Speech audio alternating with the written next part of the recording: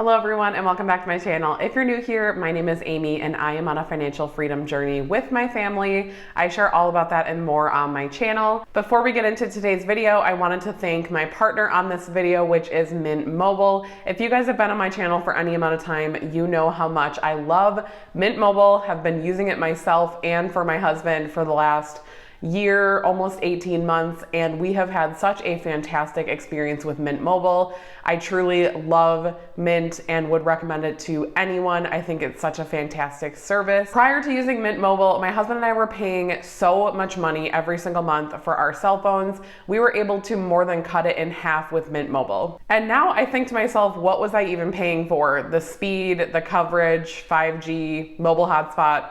I have all of those things with Mint Mobile now, so I truly just sit back and question, why did I spend all that money, all those years on other wireless providers when Mint offers the exact same services for as low as $15 per month. And I know when I was thinking of switching, and you guys might remember this if you've been on my channel for quite a while, I had gone back and forth for a few months before finally making the jump. And my biggest concern was, how big of a pain is it gonna be to switch my mobile providers? I hadn't done that in a really long time. I was with my prior provider for many years, and I just felt like it was gonna be this big hassle to switch. And the day I switched, I remember thinking, why did I not do this sooner? Mint Mobile offers digital eSIM cards, so it literally is as easy as switching in your home. You don't need to go anywhere or do anything special. They will send you the digital eSIM card, and it really is as simple as that. I didn't have to change my phone number. I didn't have to get a different phone. It literally was as simple as clicking a button on the app and I had service. And don't worry, if you do have any trouble with the digital eSIM card, they can also send you a physical SIM card for free if you need that option. Again, thank you so much to Mint Mobile for partnering with me on today's video. I know you guys are aware of how much I love them and truly enjoy the partnership that I have with Mint and really appreciate them.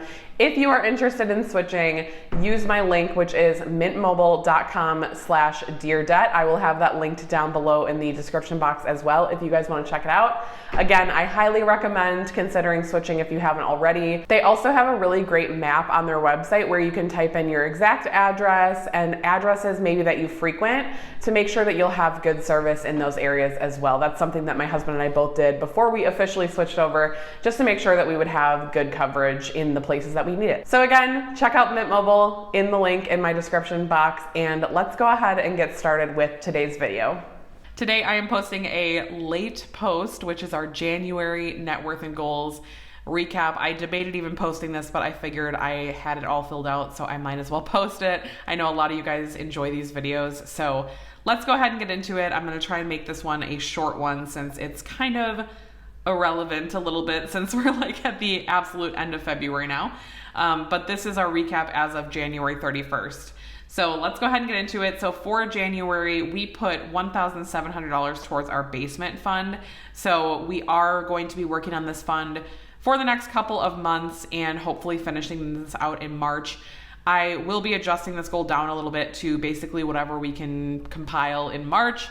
We are going to basically stop this goal at the end of March and consider it done. We should be completely finished with the basement by the end of March. So basically whatever we can pile together in March is going to be the rest of our budget for the basement. So I'm thinking we'll be able to get like around maybe $8,500, maybe $9,000.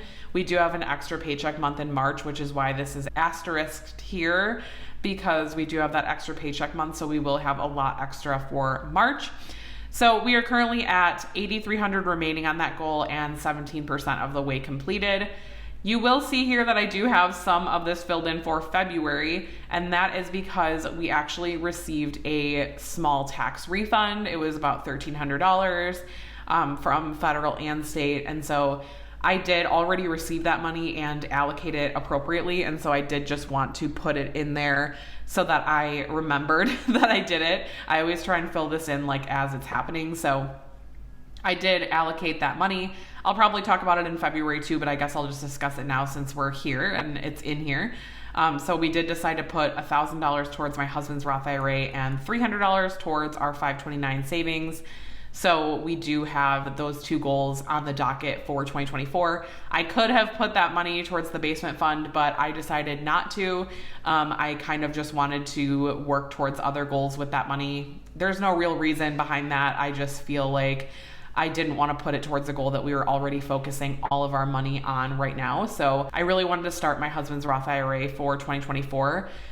So yeah, that was why we did that.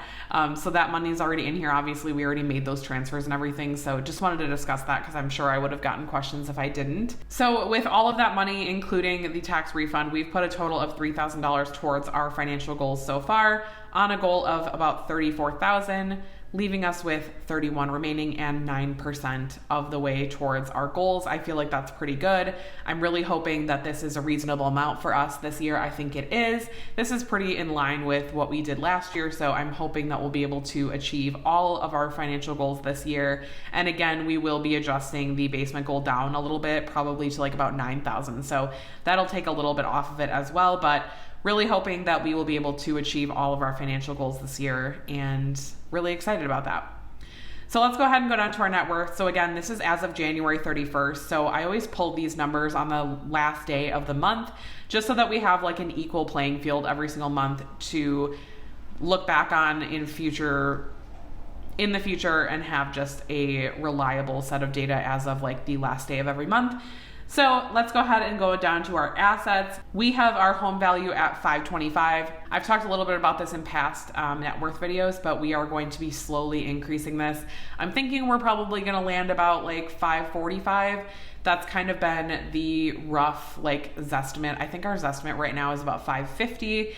So obviously, like, we don't want to overinflate this, but I also don't want to like vastly underinflate it, because with our last house, I had the number super, super low in comparison to what we were actually able to sell our house for. And then the month that we sold our house, we had like a huge increase. And so I'm kind of trying to avoid that. I want to make sure that we're being reasonable with like what our home is actually worth, and not doing it too low or too high. So we're at $525,000 right now. I'll probably increase this about $5,000 a month until we get to that like $540,000, $545,000 range, which is I think a pretty good value for our home right now. And we also have $9,000 in a health savings account. We do have a high deductible health plan, so we do participate in my employer's HSA plan. We do set aside money every single month.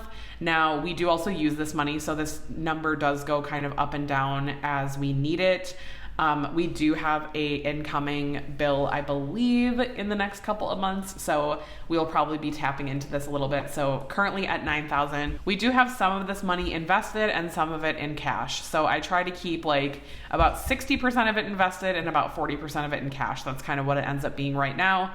And that's kind of where I'm comfortable. I want to make sure we have enough cash in case we do have a larger medical bill, because we do have the high deductible. Obviously, that is a risk that we take, that we could have a very large medical bill. And so I do want to make sure that we are thinking of that and have the money available if we need to tap into that. Next up is our retirement and savings. So this is really like all of our money basically that we have. It is the value of our checking account, our emergency fund, all of our sinking funds, my husband's Roth IRA, my Roth IRA, both of our 401ks, really like just all of our money. So we are currently at $267 as of the 31st of January, which is great. And our car value, I did run the Kelley Blue Books in January for both of our cars, and I am estimating this still at $20,000. That was pretty low for last year, and so I think it'll probably be accurate for most of this year. I will continue to watch it. I'll probably check it again in like June and just see what they're at. They were higher than $20,000, but again, like I don't want to overinflate this, because number one, we're not planning on selling our cars, and number two, cars are a depreciating asset. So I don't feel like Kelley Blue Book is even super, super accurate. I feel like sometimes it is a little bit inflated. So we're sitting at $20,000 for both of our cars. If you're new here, we have a 2018 Honda CR-V and a 2007 which is very, very old, a 2007 Honda Accord, which is my husband's car. And that brings our total assets to $821,000 for January. And our only liability is our mortgage, where we are at $358,600. Pretty happy with that. We are not planning on paying anything extra towards our mortgage this year. just not a priority at this point. We really want to focus on investing and saving, and maybe in the future we will again. I do want to pay off our house early. That is still a goal that I have. But at this time, I think we're going to just focus on really investing over paying our mortgage off. And like I said, maybe in the next couple of years, we will have that as a goal again, or at least have it as one of our financial goals, like in a smaller amount. And moving down here, so for our net worth by month, obviously we are starting a new year. So we have our January here. So our net worth was at $462,400 for January, which was an increase of $12,200, which is incredible. Super happy with that progress and hoping that we have another big month in February. I think that we will, based on how the stock market's been this month. So really excited about that. So our year-to-date change is obviously $12,200. And as far as net worth milestones, we did not meet any milestones this month. Again, the last milestone we hit was in May of 2023. So I'm hoping that we will hit 500,000 sometime this spring. I think that's reasonable to assume at this point that we probably will. So that's really exciting. And that is all I have for you guys for this video. I hope you guys enjoyed, and let me know in the comments down below if you guys track your net worth as well. I would love to hear about it, and I will talk to you guys in my next video. Bye guys.